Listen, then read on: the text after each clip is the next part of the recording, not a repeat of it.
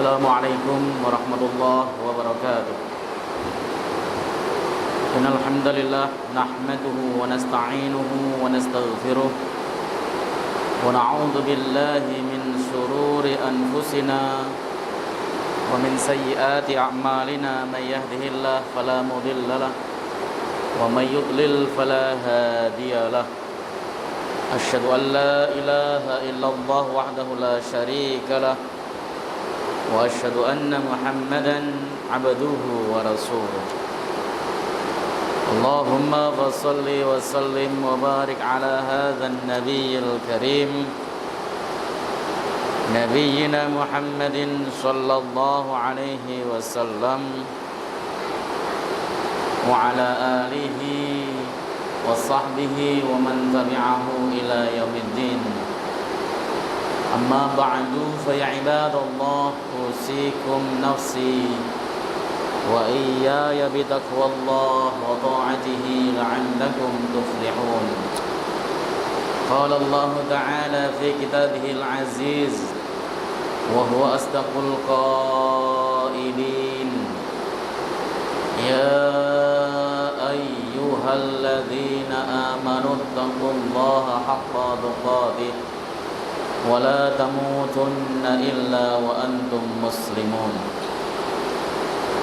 Fa inna ahsanal hadis kitabullah wa khairal hadi hadi Muhammadin wa syarrul umur muhdatsatuha wa kullu muhdatsatin bid'ah wa kullu bid'atin dhalalah wa kullu dhalalatin finnar. Alhamdulillah, segala puji bagi Allah Subhanahu wa ta'ala yang memberikan kita nikmat, nikmatul iman, nikmatul Islam, nikmat sehat badan, sehingga pada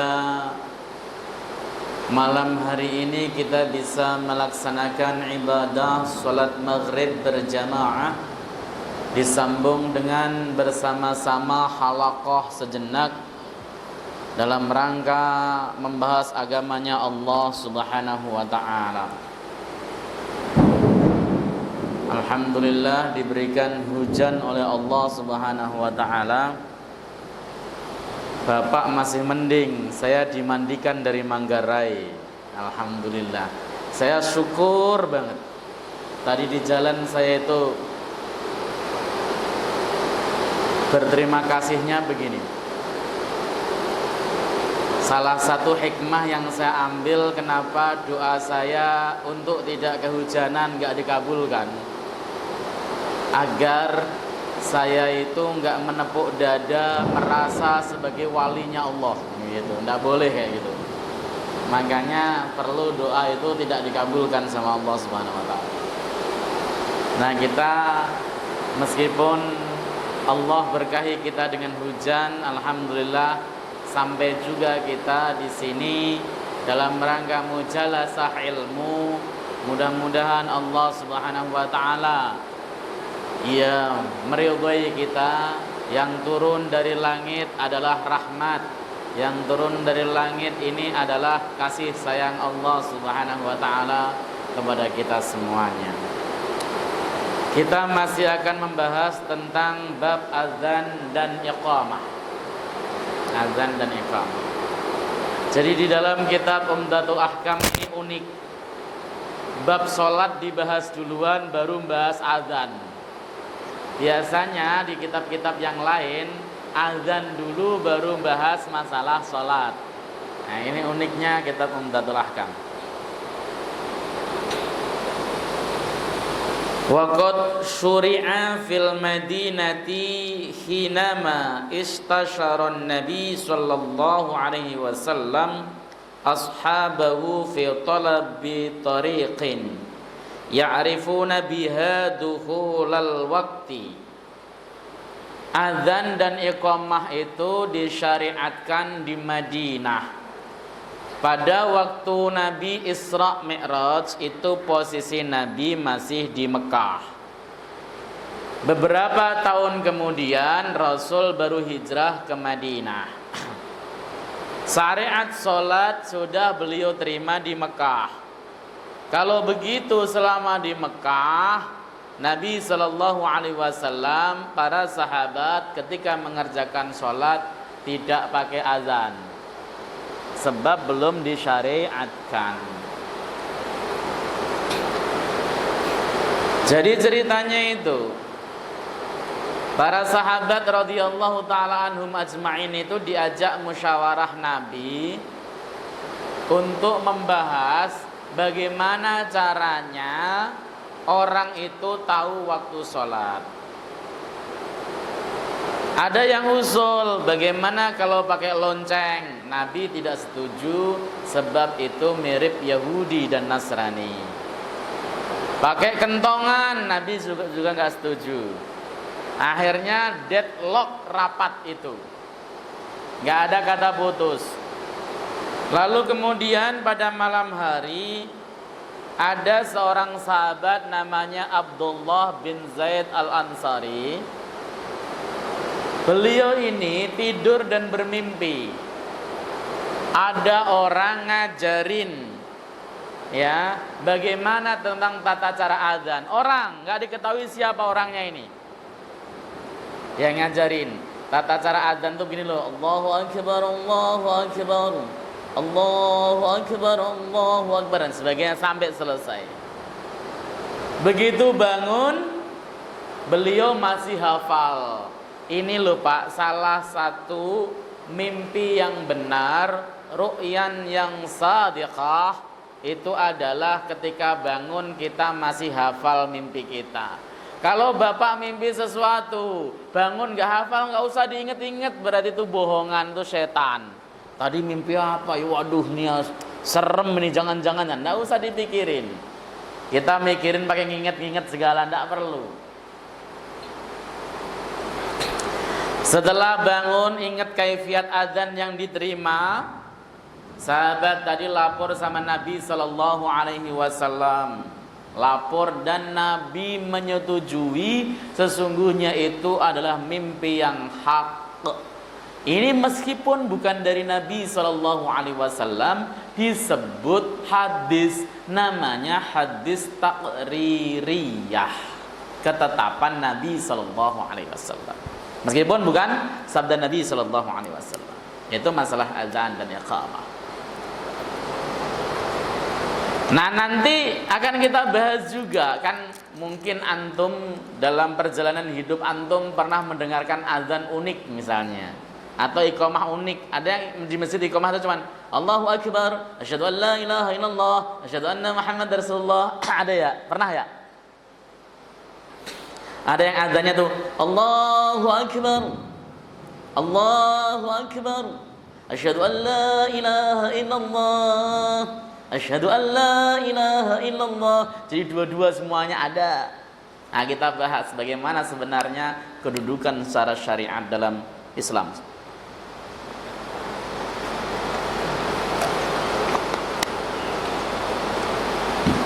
Alhamdulillah. Kemudian ketika Nabi mengatakan mendengar azan tersebut, beliau mengatakan innaha ru'yan haq. Ya, fa'alqihi ala Bilal li'annahu rafi'us saut. Ini mimpi yang jempolan. Ini mimpi yang benar. Maka ajarkan itu kepada Bilal, sesungguhnya dia suaranya adalah suaranya keras, orang yang keras suaranya. Bilal bin Rabah suaranya keras, suara nyaring, maka beliau kemudian dijadikan muadzin. Muadzinnya Nabi itu ada Bilal bin Rabah, ada Abdullah ibnu Umi Maktum dan sebagainya. Kita akan bahas hadis yang pertama. Al-hadisu al-hadi wasittun. Hadis yang nomor 61. An Anas bin Malik radhiyallahu taala anhu, dari Anas bin Malik, semoga Allah ridha kepada beliau, qala, beliau berkata, umira Bilalun an yashfa'al adhana wa yutiral iqamata. Bilal diperintahkan. Siapa yang memerintahkan? Siapa memerintahkan?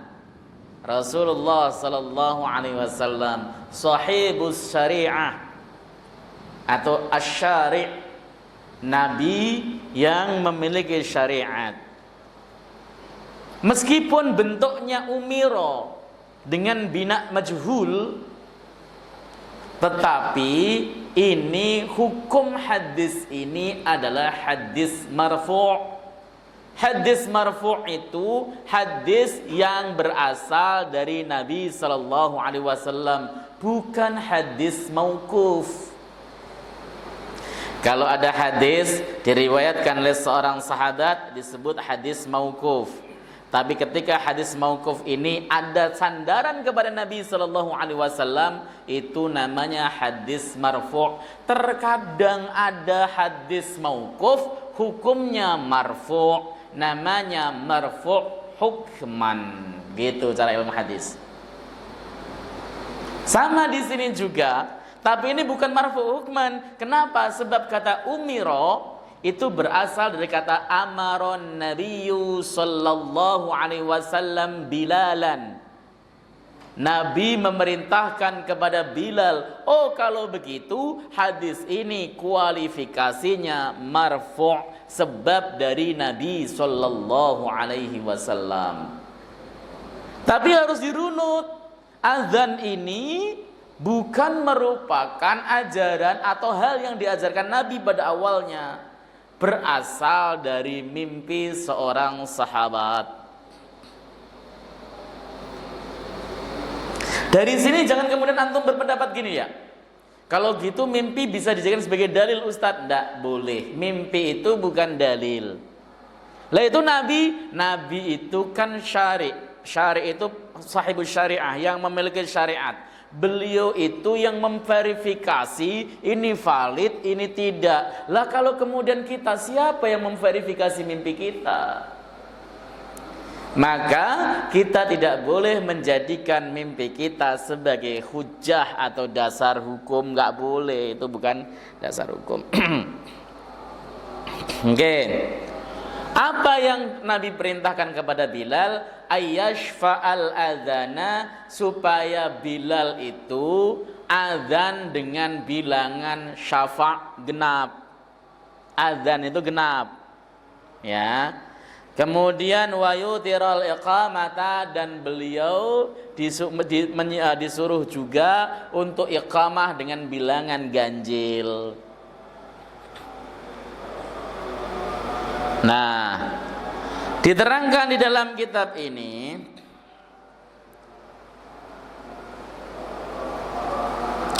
Amaran Nabi sallallahu alaihi wasallam muadzinahu Bilalan.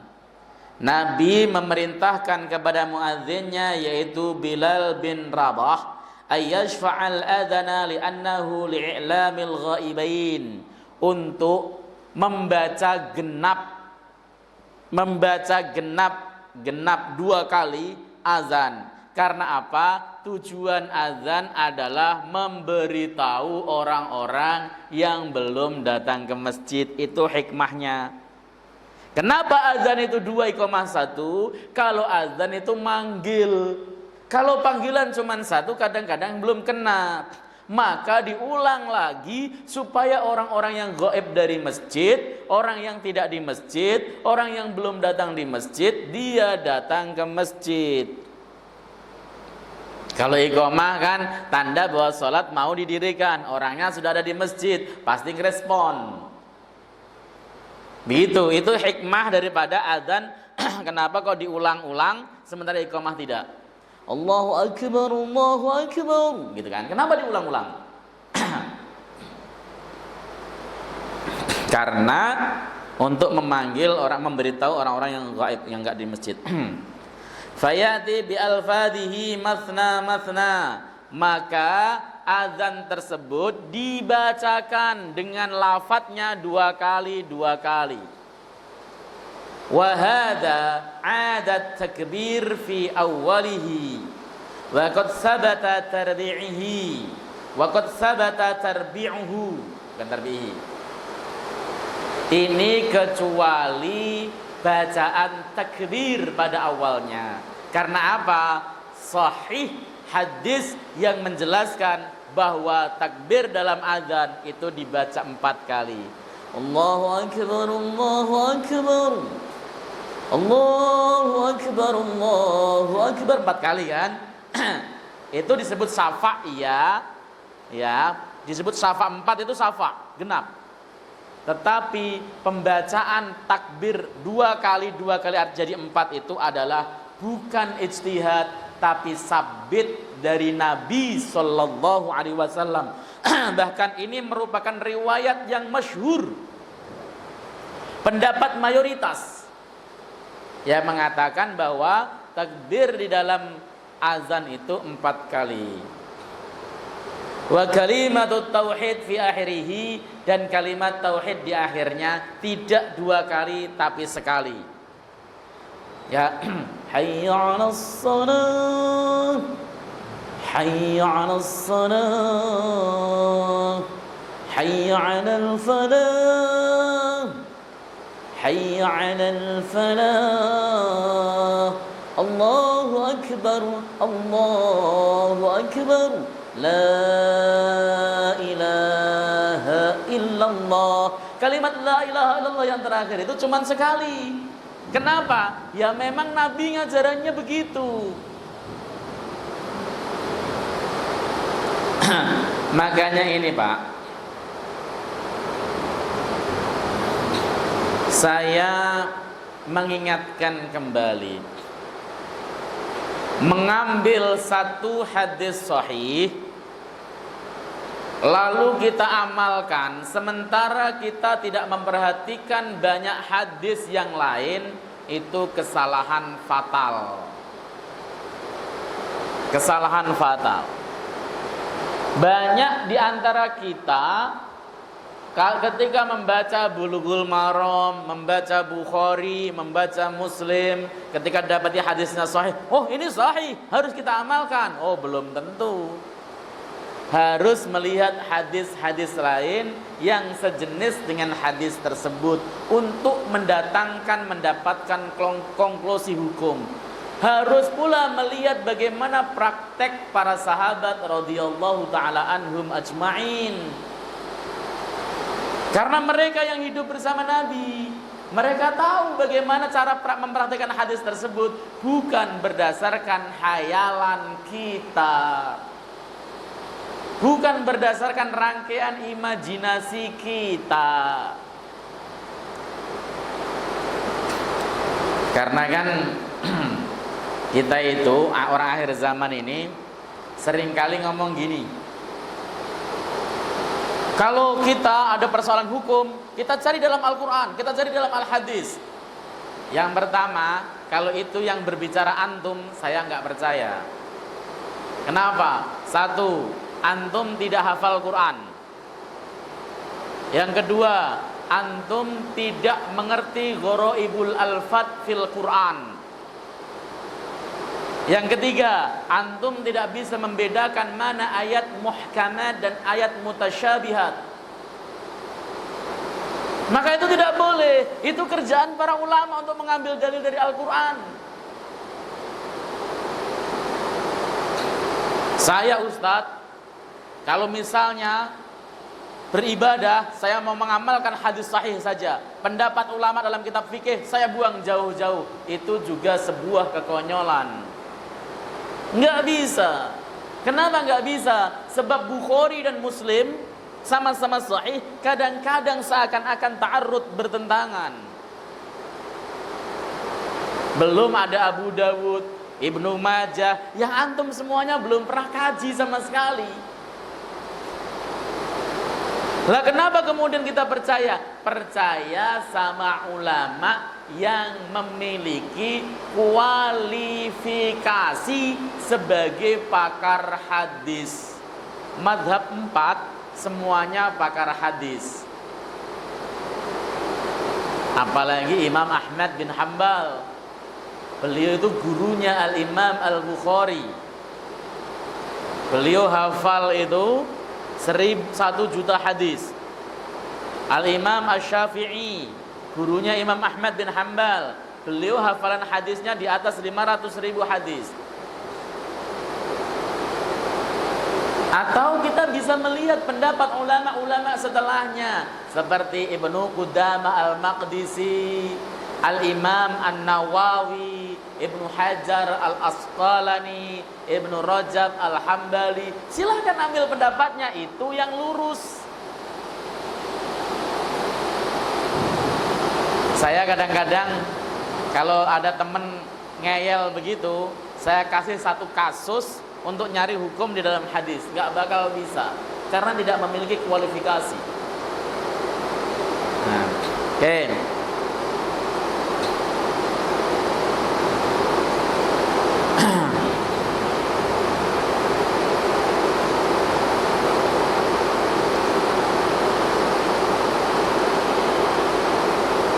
Kama amara Bilalan aidan ayyutiral iqamah, sebagaimana Nabi memerintahkan kepada Bilal untuk membaca ganjil iqamah. Kenapa? Li'annaha litanbihil hadirin, karena iqamah itu sekedar mengingatkan hadirin kalau sholat mau dilaksanakan. Maka redaksi sholatnya kan iqamah kan, qad qamatis shalah, qad qamatis shalah. Artinya salat sudah mau didirikan. Salat sudah mau didirikan. Kan begitu?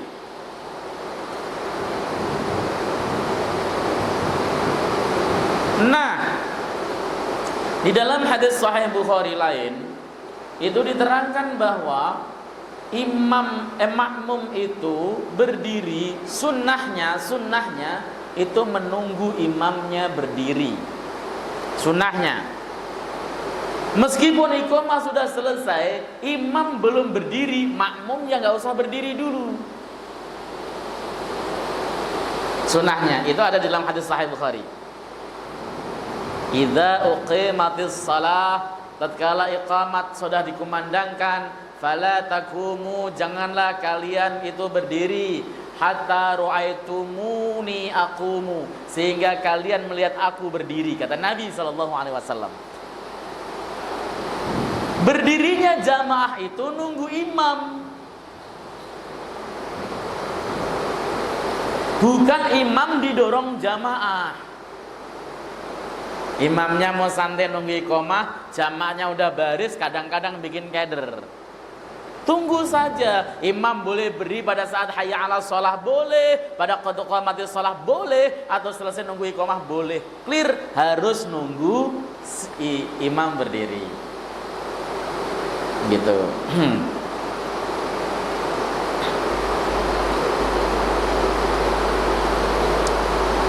Wa dzalika bi ayati bi jumaliha marratan.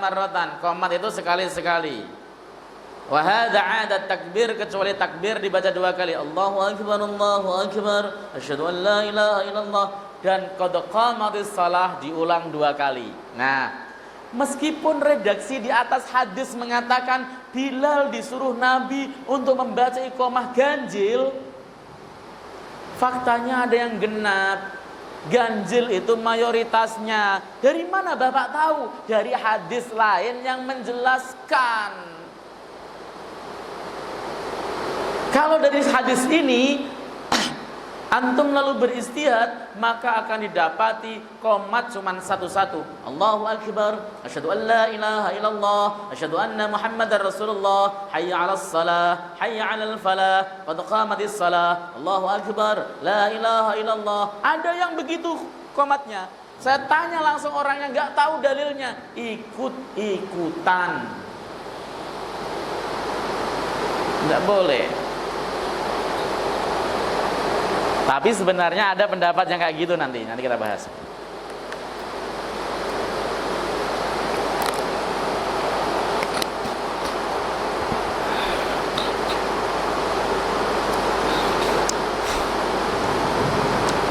Ihtilaful ulama, perbedaan pendapat para ulama. Ikhtalafal ulama fi hukmil adhan wal iqamati. فذهب إمام الأحمد وبعض المالكية وبعض الشافعية وعطاء إلى أنهما واجبان على الكفاية للرجال البالغين مستدلين على ذلك بأدلة كثيرة. Minha hadithul bab li'anna al-amra yaqtadil wujuba. Ulama berbeda pendapat tentang hukum azan dan iqamah. Apa sih hukum azan dan iqamah? Menurut Imam Ahmad bin Hanbal, menurut sebagian ulama Maliki, sebagian ulama Syafi'i, dan pendapat Imam Atta'. Imam Atta' ini seorang tabi'in. Beliau mengatakan hukum azan itu fardu kifayah. Jadi kalau dalam satu kampung ada 2 masjid atau 3 masjid nggak ada azan, dosa semuanya. Fardu kifayah menurut pendapat ulama-ulama di atas yang saya sebutkan. Wajib kifayah. Ya. Dalilnya banyak sekali, termasuk dalil yang ada di bab ini sebab kata umiro bilalun. Perintah itu dalalahnya adalah wajib, al-amru yaqtadil wujub.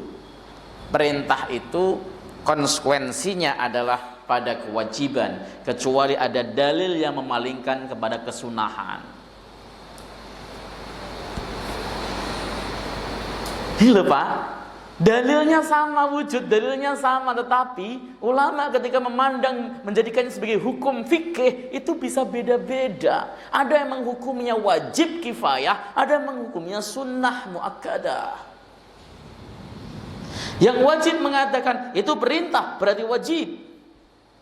Yang sunnah berargumentasi Nabi ketika sholat di Muzdalifah pada saat haji beliau tidak adzan dan tidak iqamah sama sekali. Kalau itu wajib pastilah Nabi mengerjakannya. Meskipun perintah, ketika ada dalalah yang memalingkan dari wajib seperti Nabi tidak mengerjakan pada suatu saat, maka hukumnya menjadi sunnah muakkadah. Walaupun cuma sekali. Begitu. Tapi argumentasi itu ditolak. Ya, Imam Syafi'i kan berpendapat, Imam Syafi'i mayoritas ulama lah ya.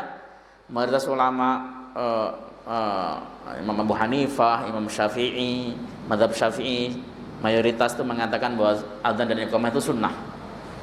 Jadi makanya kalau pas lagi Bapak kadang kan ada pengajian, tiba-tiba kok langsung iqamah. Sebenarnya kalau saya seringnya adzan aja, adzan langsung iqamah mending daripada langsung iqamah saja.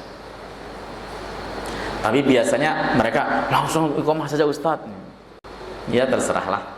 Karena Syafi'iyah memang menghukumnya sunnah. Tapi kalau mengikuti pendapat Imam Ahmad wajib azan Pak. Untuk sholat wajib, sholat fardu itu wajib azan. Hukumnya. Nah, pendapat dari mazhab Syafi'i yang mengatakan bahwa anan Nabiyya sallallahu alaihi wasallam lailata Muzdalifah lam yu'adzin wa innama aqama faqat. Nabi sallallahu alaihi wasallam di malam Muzdalifah beliau tidak adzan tapi beliau hanya iqamah saja. Itu ditolak oleh ulama-ulama lain. Beliau menyodorkan hadis sahih Bukhari yang mengatakan annahu sallallahu alaihi wasallam shallaha fi jam'in bi adzanaini wa iqamatain. Nabi itu pernah salat di Muzdalifah dengan 2 adzan dan 2 iqamah dengan cara menjamaknya. Itu. Maka dari sini saja kita bisa dalami dan bisa ketahui bagaimana para ulama pakar itu mereka telah berupaya mengolah hadis, mengolah ayat demi sebuah konklusi hukum fikih yang langsung kita bisa aplikasikan dalam kehidupan sehari-hari. Ada koki, bapak ini koki ini menyodorkan makanan. Setelah kita makan enak, kita masak apa? Makan. Ini tepungnya dari mana? Ini garamnya dari mana? Kelamaan. Ya. Ada ulama hebat kita pakar-pakar hadis, pakar Quran, mereka itu rata-rata hafal Quran dari orok. Dari umur 7 tahun, 5 tahun mereka sudah hafal Quran. Mereka menghafal hadis dari kecil. Mereka belajar usul fikih sampai dalam. Mereka belajar ilmu agama betul-betul. Semua fan dipelajari, mutafanin, balaghah dipelajarin, badi' dipelajarin, ma'ani, bayan, qawaidul lughatil arabiyyah lah, kecil itu semuanya dipelajarin.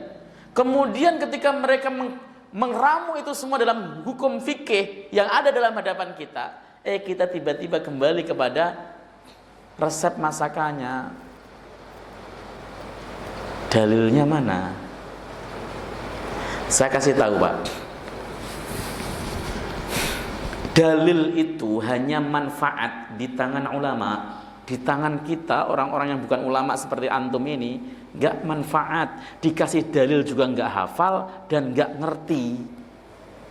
Ustadz, mohon maaf, itu dalilnya mana? Disebutkan oleh Nabi SAW dalam Bukhari dan disebutin.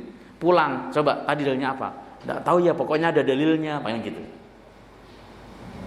Makanya ada garis yang tegak lurus dikatakan pendapat para ulama. Kalau di Muhammadiyah itu pendapat tarjih, itu sama kuatnya dengan dalil itu sendiri bagi mujtahid.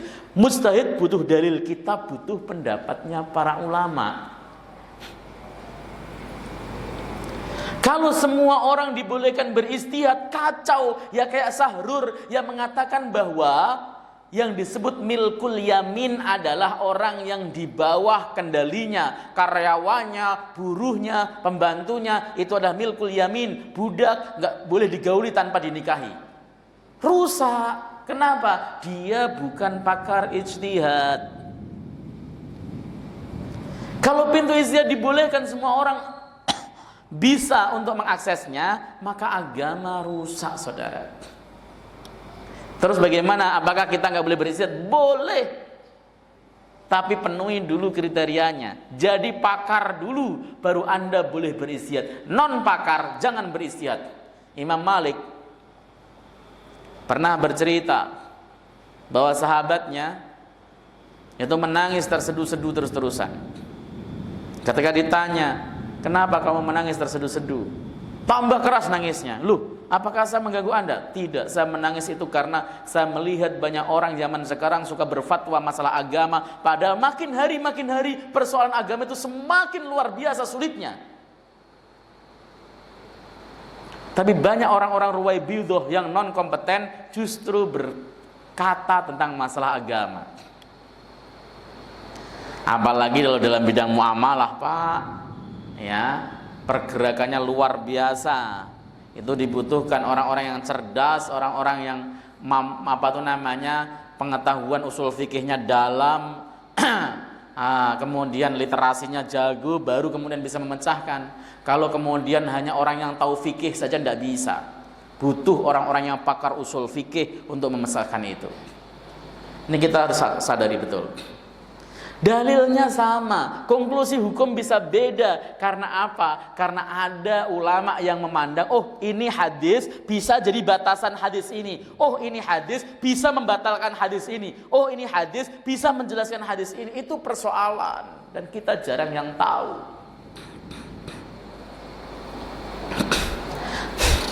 Oke.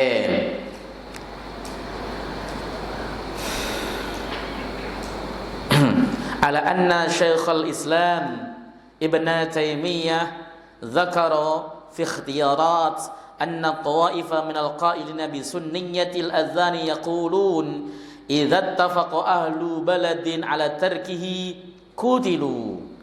Ya. Imam Ibn Taimiyah dia berkata, ulama-ulama yang mengatakan adzan itu sunnah sekalipun, jika seluruh penduduk negeri sepakat nggak ada adzan, mereka harus diperangi. Kenapa? Adzan itu syiar, harus diperangi. Maka kalau ada pemerintah misalnya melarang adzan di speaker, adzan pokoknya nggak boleh di speaker, adzan pakai mic dalam saja, itu harus dilawan. Karena azan tuh syiar, beda dengan majelis taklim. Kalau saya majelis taklim, pribadi saya itu setuju suara dalam. Ustadz, yang di dalam itu biar yang di luar bisa mengambil manfaatnya. Saya itu dulu di kampung pernah ngaji pakai speaker luar. Orang yang di luar itu dengernya sepotong-potong, malah banyak salah, Pak. Serius. Saya menjelaskan hukum kan. Nah, pada saat itu dia dengerin mungkin sambil goreng tempe, ibu-ibunya. Kalau bapak-bapaknya mungkin sambil jemurin padi, dengerin sambil sepotong-potong. Habis itu menyebarkan berita bahwa saya berpendapat ini begini begitu dan sebagainya. Murid saya di majelis di masjid semuanya ya ngomong bukan begitu maksudnya Ustadz. Ini gara-gara apa? Gara-gara speaker luar. Nah, ya kalau pengen ngaji ya datang ke masjid. Karena langkah seseorang ke masjid itu dinilai pahala, Pak. Antum silahkan buka kitab namanya Hasyiah Abi Jamrah lil Bukhari karangan Al-Imam Asy-Syanwani. Beliau mengatakan pergi ke masjid yang ada majelis taklimnya saja itu nilainya ibadah. Man salaka tariqan yaltamisu fi ilman salallahu lahu tariqan ilal jannah. Itu hadisnya. Ya, seperti itu. Nah, tapi kalau kemudian syiar dimatikan, surat Id nggak boleh, surat apa itu namanya, sholat Jumatan nggak boleh, speaker nggak boleh keluar dan sebagainya, itu namanya mematikan syiar. Syiar tidak boleh mati. Syiar terbesar haji, makanya ada riwayat kalau haji diberhentikan, maka kiamat sudah dekat. Syiar yang utama, mau covid kayak mau kofat kayak dan sebagainya, kalau urusan haji tidak boleh berhenti, tetap harus ada. Karena itu bagian daripada syiar. Ini seperti itu.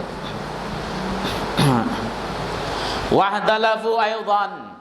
Para ulama berbeda pendapat lagi fi sifatil adzani wal iqamati, di dalam sifat atau tata cara adzan dan iqamah. Fadhahabal Imam Ahmad ila jawazi kulli ma warada fi sifatil adzan wal iqamah. Ini pendapat Imam Ahmad. Imam Ahmad berpendapat boleh adzan dan iqamah menggunakan redaksi apapun yang datang dari Nabi sallallahu alaihi wasallam selagi sahih. Yang antum harus tahu, Pak, Imam Ahmad itu di dalam menggunakan hadis itu lebih enteng dibanding dengan antum, dibanding dengan kita. Imam Ahmad itu hadis dhaif itu boleh untuk hujah kok. Imam Ahmad itu lebih percaya sama hadis dhaif dibanding dengan qiyas. Kenapa? Walaupun dhaif masih mungkin sabda Nabi. Contoh nih, ada sebuah hadis kualitasnya dhaif. Setelah kita teliti, dhaifnya letaknya karena apa? Karena rawinya majhul, Ustadz, majhulul hal misalnya. Oke, berarti hadisnya mubham. Hadis mubham itu dhaif. Berarti hadis tersebut dhaif. Tapi meskipun majhulul hal kan tidak diketahui identitasnya. Mungkin enggak orang tadi itu orang yang hafalannya kuat? Mubham itu kita nggak tahu ini valid apa tidak. Berarti kan 50-50 toh? Iya kan? Bisa dia valid, bisa invalid. Makanya kata Imam Ahmad, hadis dhaif ya seperti hadis mubham tadi itu meskipun dhaif masih mungkin hadis Nabi SAW. Bisa 50% loh kemungkinannya.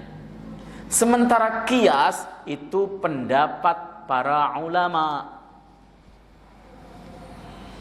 Ada lagi hadis dhaif dari sisi hafalannya, misalnya si fulan ini lemah hafalannya, siqah sayul hifdzi, dia siqah tapi lemah hafalannya. Ketika seseorang mengatakan lemah hafalannya, mungkin nggak yang disampaikan itu benar? Mungkin nggak? Mungkin. Saya, Pak, kalau meriwayatkan hadis itu hadis saya pasti dhaif, karena saya termasuk orang yang tidak kuat sekali hafalannya. Orang yang kuat hafalannya itu sekali dua kali mendengarkan langsung hafal. Antum kan dengerin 100 kali gak hafal-hafal. Itu pasti dhaif.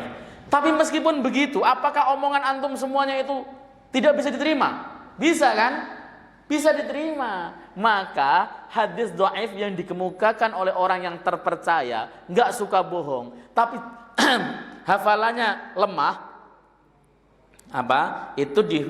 mungkin benar, mungkin sabda Nabi Shallallahu Alaihi Wasallam. Itulah kenapa Imam Ahmad di dalam membangun madhabnya banyak menggunakan hadis dhaif. Cek saja Musnad Ahmad itu banyak hadis dhaif. Atau antum bisa membaca kitab Hadisud Dhaif, ya, karangan Syekh ya Allah, saya lupa namanya tuh. Syekh Abdul Karim Khudair.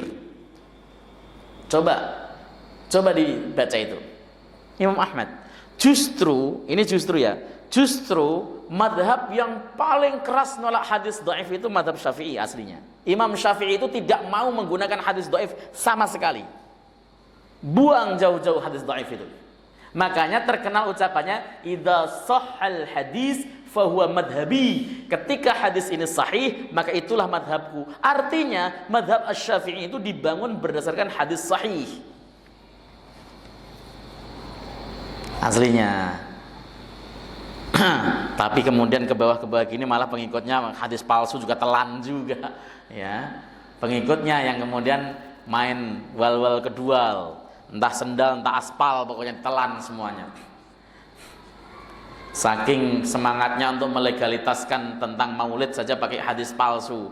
Man a'zama maulidi wajabat lahu syafaati. Siapapun yang mengagungkan maulidku maka dia akan mendapat syafaatku. Itu hadis jelas palsunya. Tapi kata sebagian, oh ini hadisnya dikemukakan oleh ini, kualitasnya sahih. Wah, kalau sahih Pak, gak akan ada debat masalah maulid dari dahulu kala. Selesai. Itu persoalan kan? Makanya.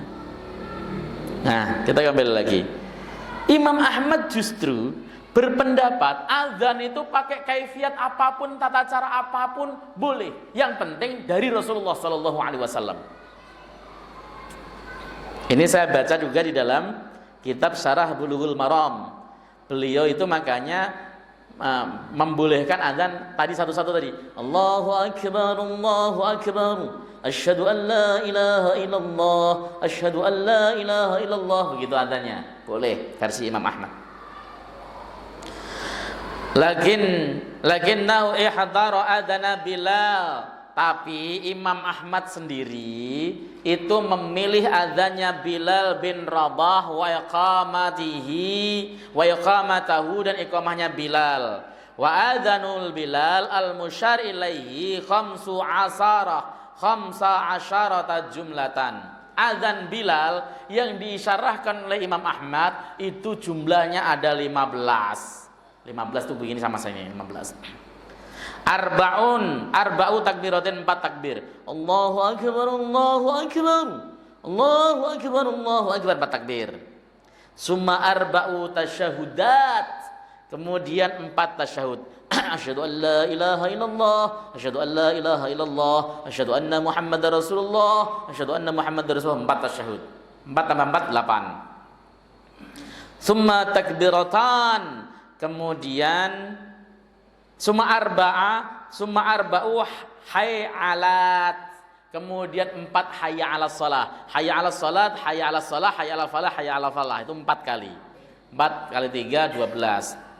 Summa takbiratan. Kemudian 2 kali takbir. Allahu akbar, Allahu akbar.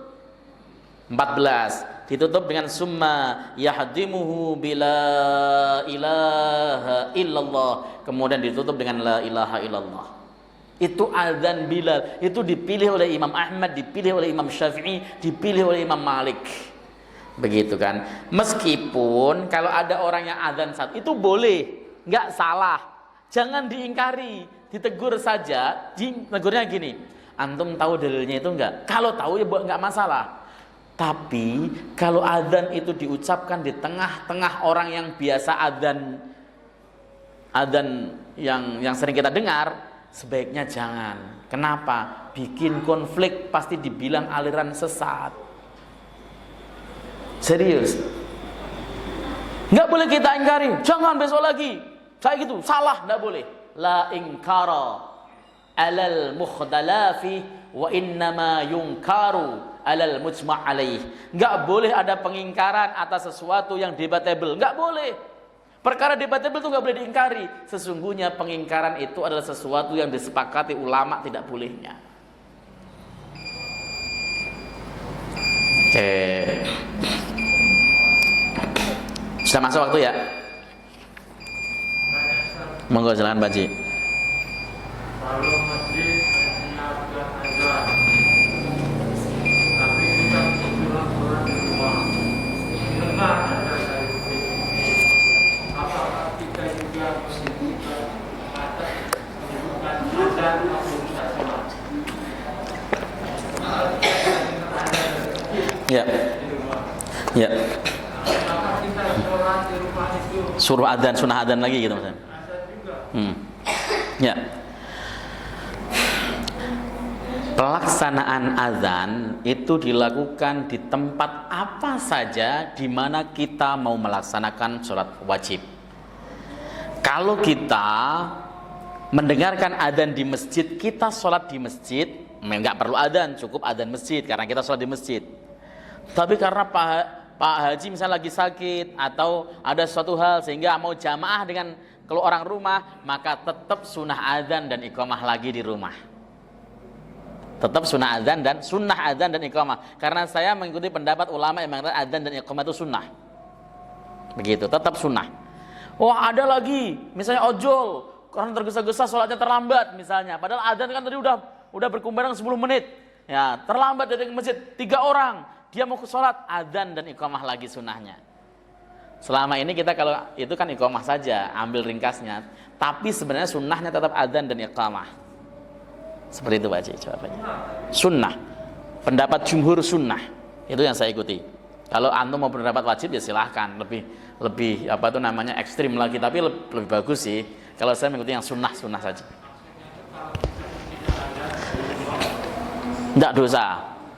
Tidak dosa maksudnya, bukan tidak apa-apa. Ya rugi karena dapat pahala azan. Tapi tidak. Sah. Oke. Ada lagi? Ada yang bertanya lagi? Cukup nggak? Kalau cukup saya lanjutkan nih, sedikit aja, 2 menit saja. Saya baca faidahnya. Ma yu'khadh minal hadisi minal ahkam, hukum-hukum yang bisa diambil dari hadis ini. Wujubul adzan wal iqamah. Ini menurut pengarang kitab Umdatul Ahkam ya, wajib hukumnya adzan dan iqamah. Ya, wajib hukumnya. Wajib kifayah. Wajib kifayah itu artinya wajib yang apabila sudah ada yang adzan ya sudah tidak dosa lagi, wajib kifayah, bukan wajib ain. Begitu. Yang kedua, istihbabus syafa' fil adzan wa itaril iqamati. Sunnah untuk membaca adzan itu genap sementara iqamah itu ganjil. Kemudian siddatul ihtimam bil adzan alal iqamah likaunihi nida'unil ba'id. Sunnahnya adzan itu lebih ditekankan dibanding dengan iqamah karena itu adalah panggilan kepada orang yang jauh.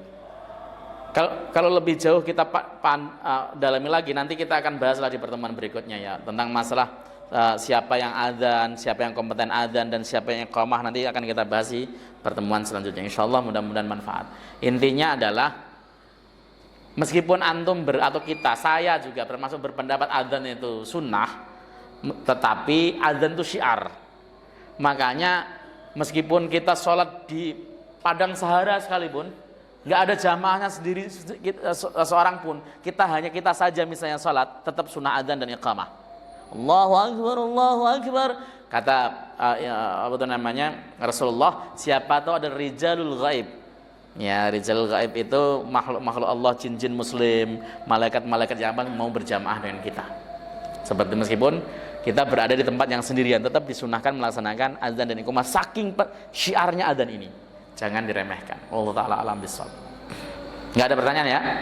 Oke, terima kasih, mudah-mudahan manfaat. Saya tuh kayaknya kena radang lagi. Tetap dengan hafal majelis. Subhanakallahumma bihamdika asyhadu an la ilaha illa anta astaghfiruka wa atubu ilaik. Assalamualaikum warahmatullahi wabarakatuh.